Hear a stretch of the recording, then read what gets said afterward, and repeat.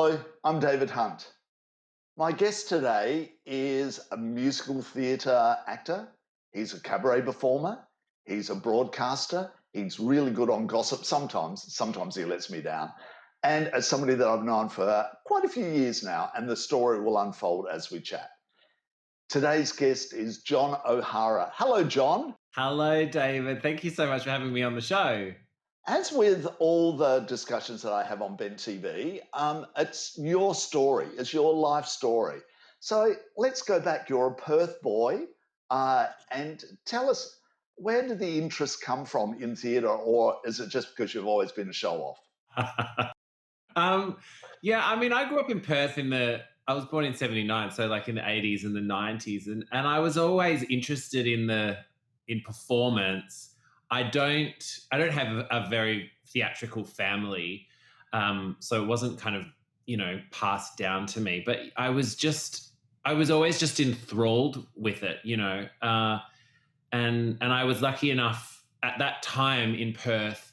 There was a lot of youth arts organisations that were gaining momentum and funding from the state government, and I was a real part of that movement. And so I was surrounded by incredible mentors and teachers as a young boy and teenager, and I think that really paved the way for my tertiary study and then my ultimate move to the eastern states. Where did the interest come from that you thought acting is something I want to do?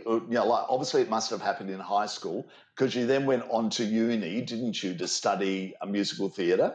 I lived very close in Perth. I lived very close to it's called John Curtin College of the Arts now. It wasn't at that time, but it did have a scholarship theatre arts program. And I had done, drama classes as a kid. And so I auditioned for the theatre arts scholarship at John Curtin Senior High School at that time, which was which is a state school. I was accepted into that scholarship, but I was also accepted into the Christian Brothers College, which is a Catholic school down the road. And my mother and my father famously disagreed on where I would go. Anyway, I won the fight. I wanted to go to John Curtin, and that's where it really gained momentum for me. I thought, I didn't realize you could have a career in it, and I was encouraged to. So from there, I went to WAPA, which is the West Australian Academy of Performing Arts, which again, at that time in the late 90s, it was by then, was still, it and NIDA were really the only two tertiary performing arts colleges that you could do a 3-year bachelor or diploma, and it had famous graduates and stuff, so people knew who they were and wanted to kind of go there. And what was it like there? Like how did you blossom as a person, and more so as a performer? It must have been an exciting time for you.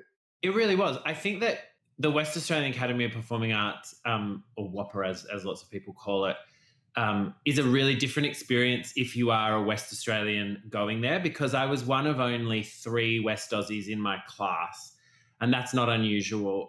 They accept 18 young performers from around the country, and so it's as I said, it's a really, really different experience. It took me a couple of times to get in, which is also not unusual. I got close a few times and was turned down. I was not up to scratch. I think in hindsight, I can say that I wasn't up to scratch, especially with my Eastern States counterparts, just because the knowledge and the tuition that was available over there, because of the performers that are in those big shows and stuff are all based over there, is a little bit different to the way that Western Australia was structured in terms of training at that point. So once I did get in, I worked my butt off. I was never the best, and I think that's kind of been a little secret to some success. I've never been the best at anything, but I work really hard and I have a passion for it, and I like to keep learning. I had to rush to kind of keep up. I had Eddie Perfect was in my year at WAPA, and he was going to be brilliant.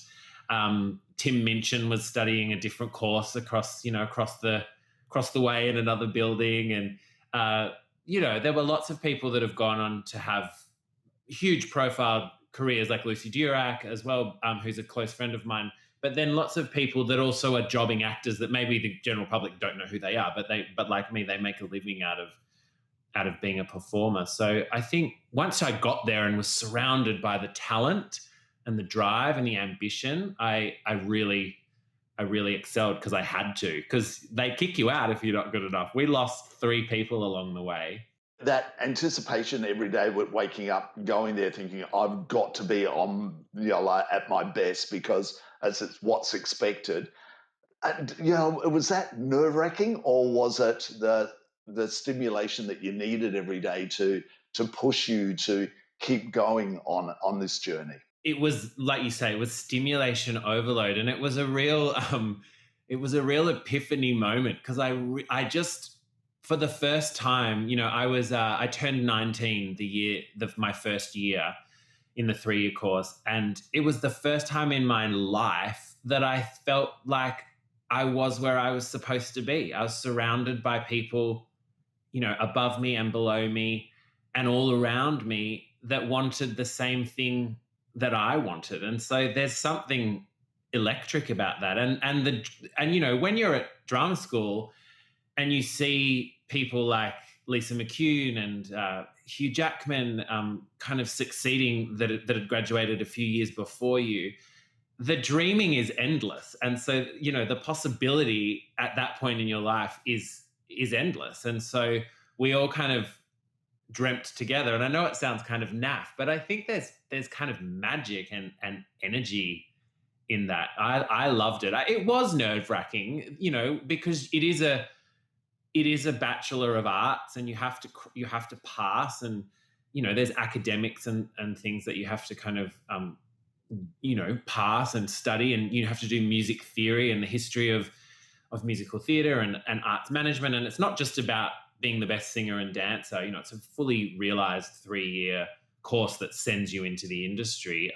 So yeah, there were times when it was stressful, but I loved it. I was so sad when it finished. I didn't want it to end. I remember thinking, God, I don't want it to end, Obviously it had to end. And what was the first production that you got a role in, a paid production? So I moved to Melbourne with, $1,500 in a suitcase. They ship you off, and you do a little presentation in Melbourne and in Sydney to the agents and casting directors. And I chose Melbourne really because it was an easier gradient from Perth than Sydney. And I've lived there for 20 years. And you start auditioning, and it's very weird. And that's where I think being a West Australian is different to, studying as a West Australian in Western Australia is different when you finish, because you're chucked out in Victoria for me. And I didn't know the city. I'd only been there twice in my life for a few days at a time. And I auditioned and I got so close so many times to so many things. And I thought, God, is this gonna happen for me? Because there's no guarantees. And then finally, it felt like forever, but it was 6 months after I'd graduated. I jagged a spot in the David Atkins new realisation of Hair, the musical, at the old Melbourne Concert Hall. And that was the beginning of it all. And what a show to start off in. It's legendary. And I was with the production company, is that right? I think it was their 3rd year in production. And it was the first time they'd done a contemporary musical. Up until that point, they'd done that real old school Broadway thing. So it was a big risk for them, and it paid off for them as well. It was a complete, sellout, and the critics loved it. And it was an exciting time. It ended up touring. The next year we came back and we toured it. Okay, because normally it's a short season, 2 or 3 weeks, I believe. And then normally that's it. So they toured it, did they?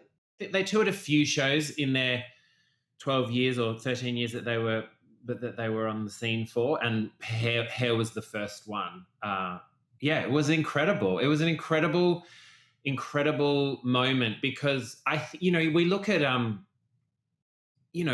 the state of politics and stuff now, and it's something like Hair still stands up as a piece of theatre that explores, queer culture and ethnic diversity, and the harm that war brings to the community, and so it was an exciting thing to be a part of. And I was so green. I remember on the first day of rehearsals, I'd done the auditions, which were really grueling, and had gotten the job, and on the first day of rehearsals, I remember thinking, I can't go. I'm too scared. I don't know how to do this, And there was people that I'd watched in other shows that I had never met before, and I walked in, and David Atkins, who directed it, who's a real icon of our industry, I remember him. I was standing in the corner. I had long blonde kind of shoulder length hair at that time, and he came and put his arm around me, and because I was the newest. I think I was the only one that had never done a professional show before, and he introduced me to all of these people and this incredibly eclectic cast of players, and a lot of those people are still my close friends today. It was a special show. All of a sudden, you chucked out onto the footpath again, and have to start all over. An actor then has to go through it all again. You're like, the character building that it must do for an actor is astounding. I'm going to jump quite a bit further the future now. Is that you became part of my Sunday arts show on Joy 94.9. And at that stage, you weren't working in any production, and you were going for audition after audition, and you were losing faith. You were literally saying to me, "Oh, I'm going to give up. I'm going to look, and see if I can work behind the scenes in admin or something like that in theatre. It's all too hard. Maybe I'm too old. That's why I haven't got a show." It would be soul destroying, John. So let's go back and talk about the next one. But I experienced it with you, and then we'll get to that show a little bit later in the conversation. But it's tough. You have to have a pretty thick skin, don't you, to be an actor? Every actor that I know, even the ones that you don't think struggle, because you constantly feel like you're hitting the ceiling. You get to a certain point and you want to keep stepping forward, and it's not like a lot of industries in that you do your time, and so then that means you get a pay rise and you move into this position internally. That doesn't happen. Every time a contract finishes, you get your head shot and your book of songs, and off you go to the next audition, and you really need to be the master of your own destiny in some ways. I mean, I've had definite moments in my career where I've thought, okay, I don't want to do that kind of work anymore. I feel like I've done that. I'm not going to grow from that. But that also means that you are unemploying yourself for a while until the right thing comes along, and you have to diversify, and that's where the cabaret work has come from, and that's where the radio work has come from. You have to diversify, and you teach and you work in a shop or whatever it is you do. I've done cruise ship work, singing in a band while you wait for the right thing to come along. And I also find that the industry always tries to kind of box you, and you kind of constantly trying to break down the boxes that are being presented to you. I understudied a lot in my early career, which meant that I worked with incredible people on and off stage, and I traveled the world and made great money and was able to buy a little flat and all of those things that that are important at some point. But it got to a point where I thought, creatively, it's not what I want to do. I don't want to be the understudy. I want to be the guy, and I'm ready for that. And so you have to start saying no. And I did. I said no. I said no to a lot of things, and a lot of people would tell you, you're being crazy. Your dad and your mum say you're being crazy, and your agent tells you you're being crazy. But it is a roller coaster. But I wouldn't have it any other way. Let's talk about like one of the cabaret shows that you do, as in it was a band. It was a covers band. What was the music that you performed in that band? Yeah, so I'm part of this incredible. It's an incredible vocal group called Rhapsody that has bases of performers here in Australia, over in New York, and in London, and it's a Queen tribute show. Not that we don't impersonate Freddie at all. No one dresses up like Freddie, but it's a three vocalist um, tribute to the songs of Queen, two women and a man, and we do all the hits, but in our own way, with beautiful harmonies. Of course, Queen had incredible harmonies, and we do it with a 9-piece band, a 7-piece band, and a 4-piece band, depending on where we are.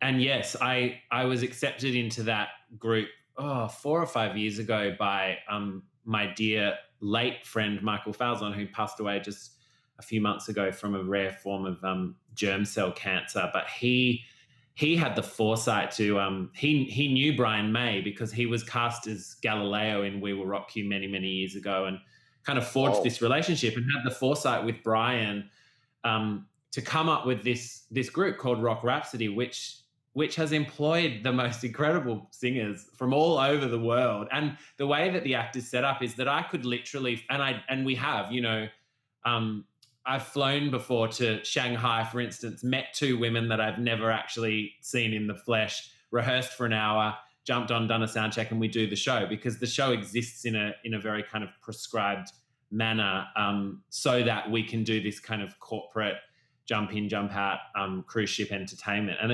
it's brought me so much joy and really opened my eyes to the music of Queen, because I think I'm a baby of 79, and so I hadn't really started listening to music until a bit after Queen had their big heyday. But I've just become this diehard Queen fan. I can't get enough of it. Also, you ventured into cabaret, where it was last year that you actually wrote your own cabaret show and performed it in Melbourne and also in your home city. What was that called, and what was it about? Yeah, so I did this show called #Val, which is, my mum's name is Val, and around all of the discussion and subsequent decision made by the Australian public around the plebiscite and marriage equality, I got to thinking that the unsung heroes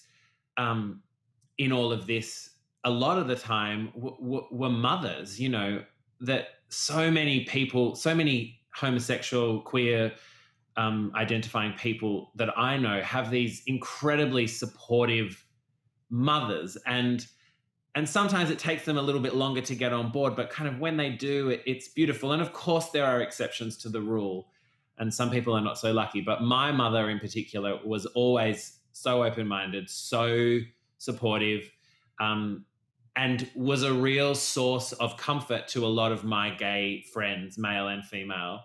And so I thought, what if I tried to write a show that kind of paid homage to the role of the mother in this fight, in this quest for equality, and that didn't necessarily have to be a biological mother, because we as gay men sometimes refer to other men as our mother, or and so I assembled an incredible group of people, 3 others, Andrew, Sean, and Yvette, all beautiful friends of mine that identify as queer or people of color or just allies, and we set about working on this show. And I was very lucky to have it commissioned by the Perth Theatre Trust here in Perth, and we did it. And it blew my mind how well it was received, and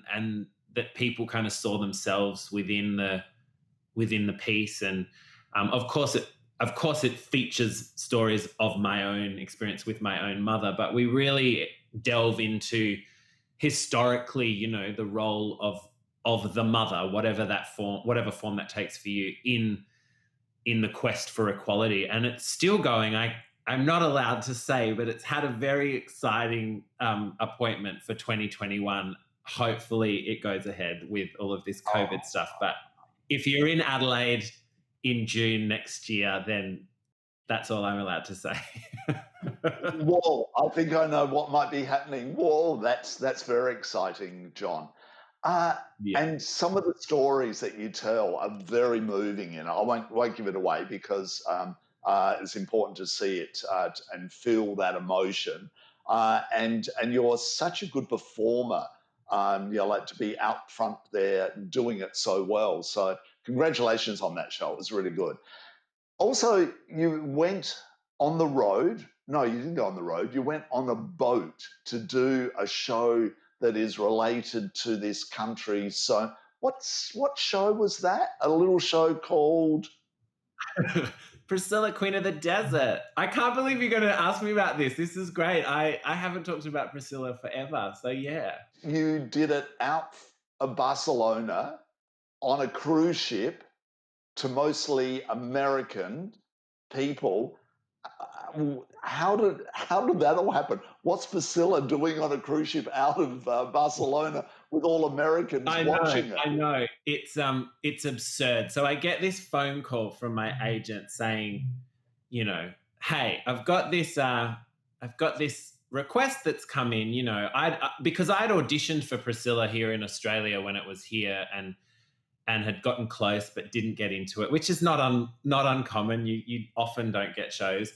But I knew the people that had worked on it, and at the time, I think I was just a bit in between ages, of what they needed. Anyway, yeah, I get this random phone call.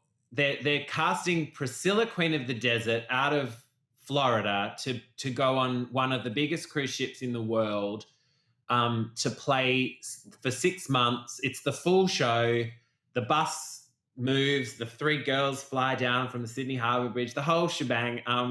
Would you be interested in auditioning? They're flying out from Florida to hold auditions in a couple of weeks. And I was like, what? What do you mean?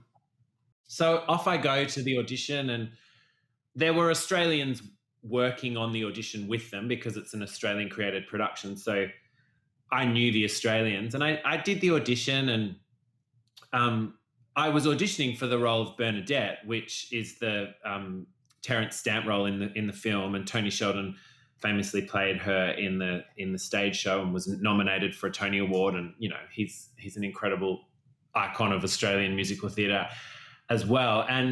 But I thought, I'm still so young to be Bernadette. I thought I would be the Hugo Weaving role, And anyway, I got in there and did all my stuff, and I started reading the Bernadette material, and they'd asked me to bring a pair of heels with me, which I just happened to have in the back of my closet. And what so color? I started reading.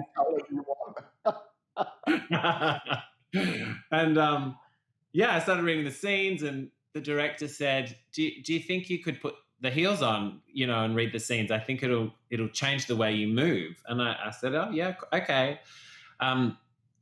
Which of course it absolutely did. And I felt it in the room. It just fit. I thought, oh God, I didn't quite think it would fit the way that it did. And I was a bit scared of it, to be honest. I was like, oh, this is confronting, playing a transgender character, because it's not an experience that I have, And so anyway, I got the job, and then next minute I was on a plane to Florida to rehearse for 6 weeks, and then was on tour with the show for 6 months. And yes, it was the most bizarre experience I think I've had professionally, but one of the most proud moments. I didn't expect it to be as kind of poignant as it was, because I think as an Australian, we all know Priscilla, like we know Muriel's Wedding and Strictly Ballroom and stuff, but it's a very Australian kind of dinky little movie that's important to us. But I wondered, even when I was rehearsing it, how is this going to be received by an international guest list based out of Barcelona, and we would go all through the Mediterranean and kind of cycle back to Barcelona every 10 days. And so then the next lot of people would get on the ship for 6 months. But what actually happened was people just love this film the world over. Queer people see it as a beacon of hope and of love and of joy. And I just fell in love with playing this incredible, iconic character. And every 10 days there'd be a new audience that would come and see the show, be absolutely gobsmacked by the show. Because it's a beautiful show with beautiful costumes and great songs, and it's such a party. But on a weekly basis, I would have gay people, old, young, of all different ethnicities, come up to me on the ship. I mean, that's the thing about working on a cruise ship. You can't get away. And sometimes that's great and sometimes it's not. But they would want to come up and share their experience with me of, thank you, thank you, you kind of told a story that I've lived, or thank you, my son is gay and now I understand it a little bit more, or, thank you, I've seen the show in Australia and in New York and in London and now on the ship, and you're my fifth Bernadette that I've ever seen. And, it was really special. And also there was the Australians in the cast were really only the speaking roles. All of the other chorus dancers and singers were made up of Americans and Brits. And so it was really special to kind of share the story with the cast, and feel, I don't know, I felt this kind of strange ownership over it. And I loved and hope I get the opportunity to play a woman again. I fell in love with playing a woman. I was really scared of it, and once I kind of jumped into it, and the American director, her name's Tammy Colucci, who's become a wonderful friend, just was like, just jump in, go, jump in and immerse yourself in it, and I promise you it'll make you a better performer. And I think it really, really did. Falling in love with Bob every night, who was played by this wonderful Canadian actor, whose name was actually Bob in real life, was just like, it makes me smile, like Robert from Canada that I used to have to kind of fall in love with every night. He was such a sweet, sweet man, and he looked after me, and just, I had a little crush on him, I think. Oh, that's nice. All right, so let's fast forward. And I did mention a little bit earlier in this interview that you came back to Melbourne and you got involved. You came into Sunday Arts Magazine to do an interview with the show you were doing at Chapel Off Chapel. And then you actually said to me, well, I've done a little bit of stuff around Joy before I went overseas. I'd like to get involved in. And I said, would you like to become part of Sunday Arts Magazine? And you did. And you were part of our team on Sunday Arts. And then you were going for auditions, of course, at the same time, and working in a shop as well. And then this auditions came up for School of Rock, a huge show, which we all know the movie, and of course the stage show, which is produced by Andrew Lloyd Webber, was opening in Melbourne, and then touring overseas as well. And you actually said to me, I think I'm going to give up. I'm not getting any work. I'm not sure. You were in a really low place, weren't you? That whole thing, that thick skin that I was talking about earlier, and the rejection. Rejection is a hard thing, even though it's not personally about you. It's like you weren't right for the role, or maybe you were on a few occasions. Just give us a brief little idea of what that feeling was. And I was feeling for you. I really felt sorry for you at that stage. Tell us what it was like. It's hard. Speaking of Priscilla, I got back from Priscilla. I finished Priscilla. I went on this big trip to London and visited some friends. And I got back, and it was like I'd been gone for almost a year by the time, the 6 months on the ship had happened, and the rehearsal before that, and then the trip to London, and you kind of fall out of the loop a little bit. And so I had auditioned for a bunch of things. I'd gotten really close to stuff, but I think because I'd had experience of playing this gorgeous role. I didn't want to just go back into the chorus or understudy someone. I felt like I was definitely ready to play a lead role and keep stepping forward. And I just kept coming up against closed door after closed door after closed door. And I was at that funny age. I was about to turn 40. And so you're a bit too old to play young, and you're a bit too young to play old. And, you know, it was a tough time. And yeah, I found solace actually and purpose, I guess, in being involved in Sunday Arts Magazine and the work that I was doing around joy. But at the same time, I was feeling really down, and I got into a real funk of, you know, is this really worth it? Because as I said, I was about to turn 40. So you start reevaluating, like, what do I want the next chapter of my life to look like? You know, is this touring life worth it? And maybe it's not going to get any better than what I've just had. And maybe I should just cut my losses and, you know, do something else. But, you know, the desire and the hunger for it kind of it wasn't completely, you know, the flame wasn't out. So you just keep pushing forward.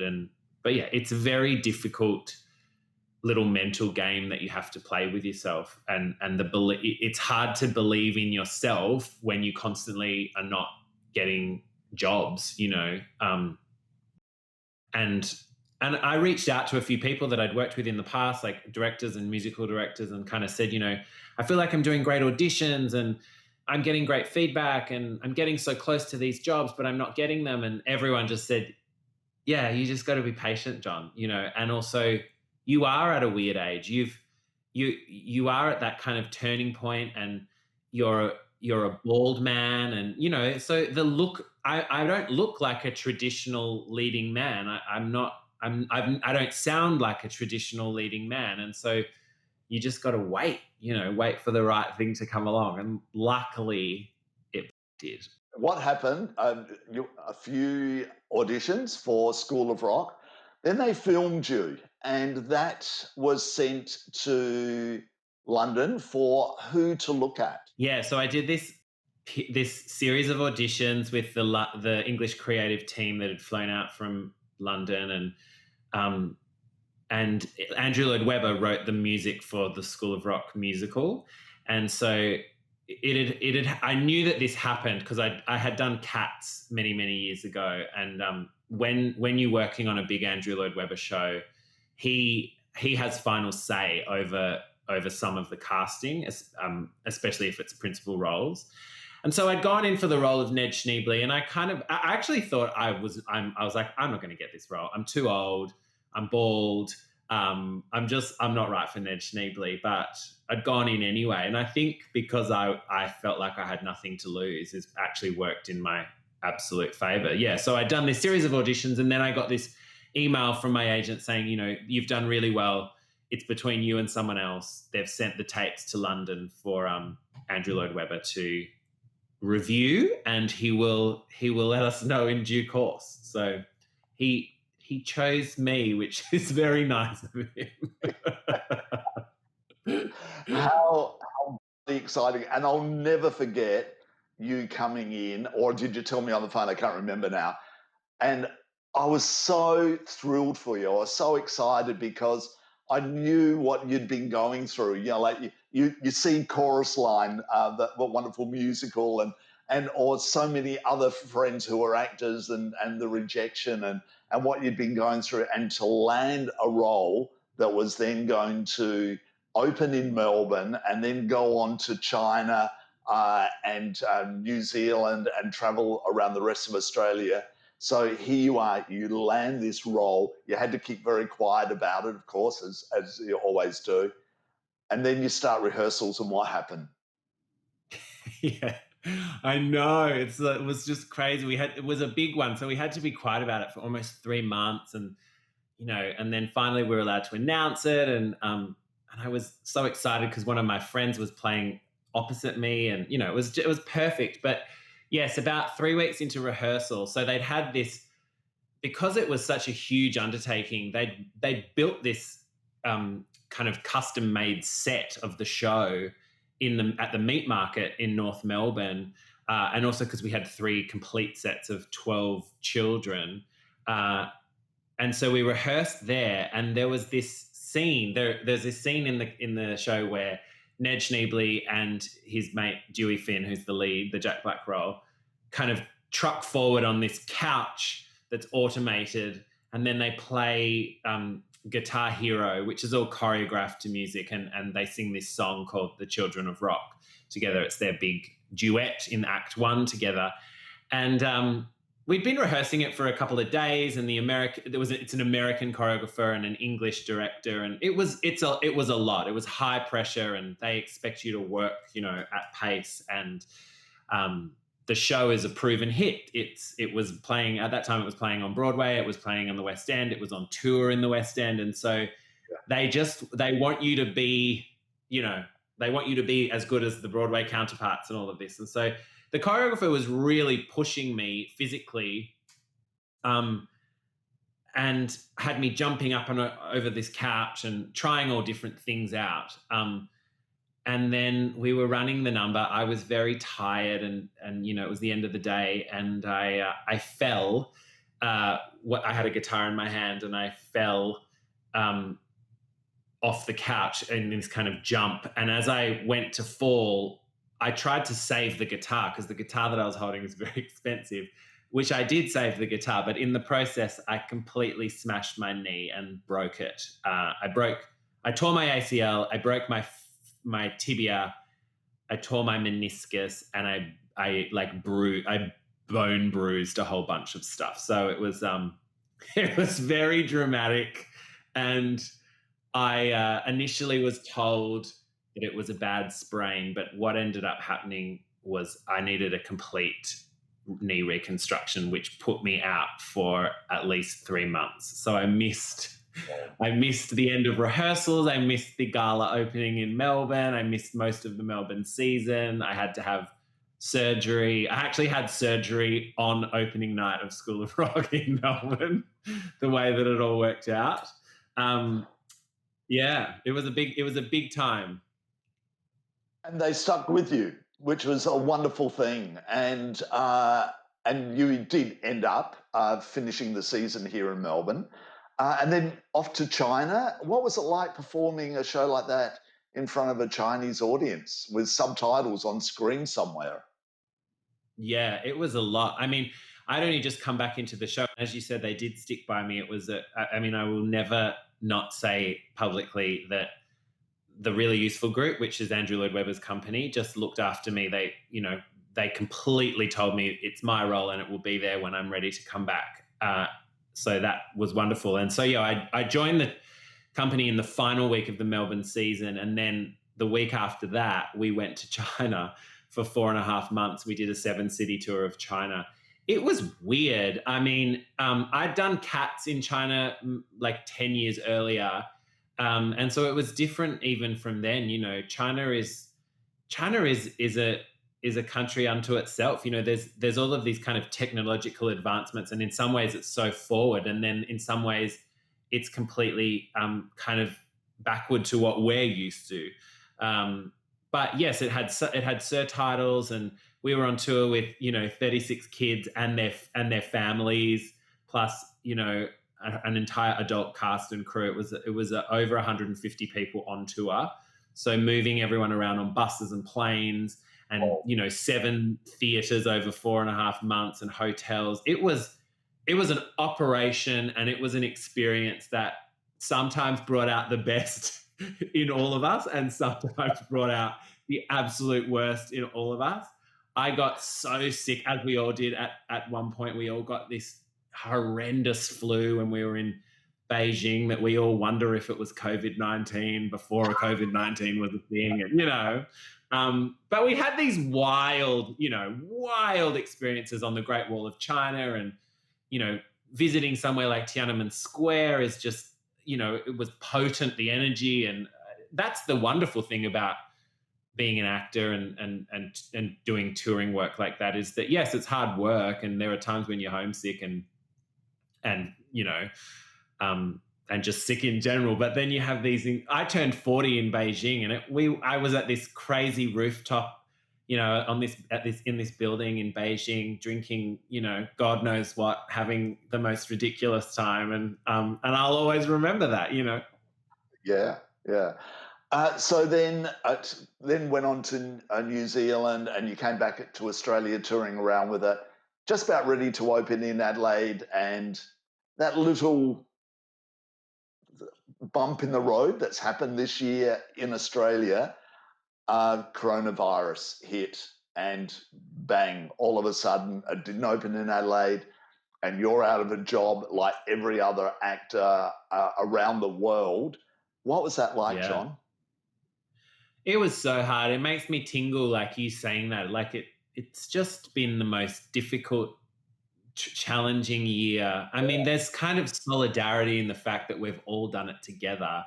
But in terms of School of Rock, we performed our final show in Sydney, said goodbye to some of the kids that were leaving, because we constantly had kids coming and going because they grow, and yeah, they said, we'll see you in 10 days in Adelaide for dress rehearsal, and we just started hearing that coronavirus was the thing, and then the car was packed. I was going to drive down to Adelaide from Melbourne, so I had my car, and I got a phone call the night before that I was supposed to leave, saying don't leave. The set was bumped into the Festival Theatre down in Adelaide. The crew had all, they'd done all of the lighting rigs and everything was ready to go.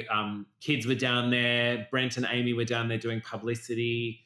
And then it was cancelled. And then in the space of 72 hours, all work was cancelled. I was meant to do Tommy for the Victorian Opera in July and August, cancelled. I was meant to do the Rocky Horror Show down in Tasmania now, this time of year, cancelled. Yeah.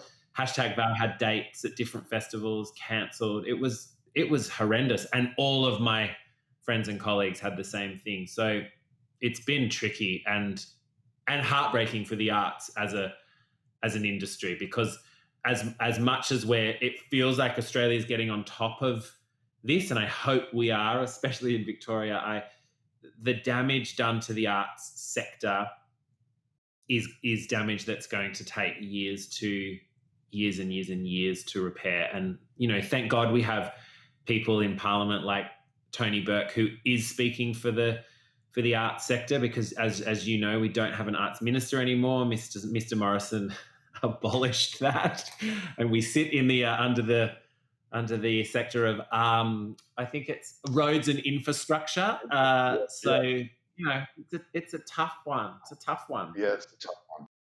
But the good thing is, like a will bounce back. Well, it'll be very different to see how the arts and especially musical theatre is going to bounce back. But right this very moment, you're in Perth and you're doing a bit of work there, and it could roll on for quite a few months for you.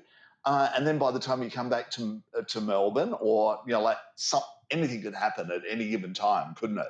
And bang, It could be all happening again.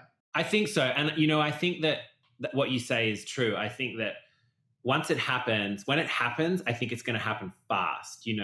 The great thing is that all of those things that I mentioned about the shows that disappeared for me personally are all slated to happen in 2021 in the same spots, and even things like up in Sydney just in the last couple of weeks, Frozen, the musical, is going ahead, and the New South Wales government has figured out a way to make it possible and COVID safe. And there's a production of Pippin that's going ahead. And here in Perth, the State Theatre Company is going ahead with a small production of Oklahoma. And in Adelaide, the South Australian Theatre Company has just opened and closed a season, at 50% capacity. It just needs the governments to jump on board, and I think,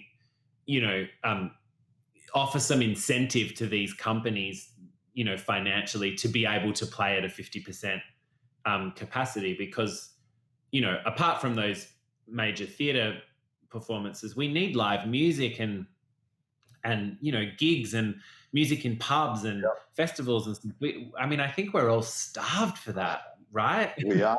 Yeah, we certainly Yeah. are. Well, John O'Hara, can't wait to find out what's going to happen next to you in the few years from now.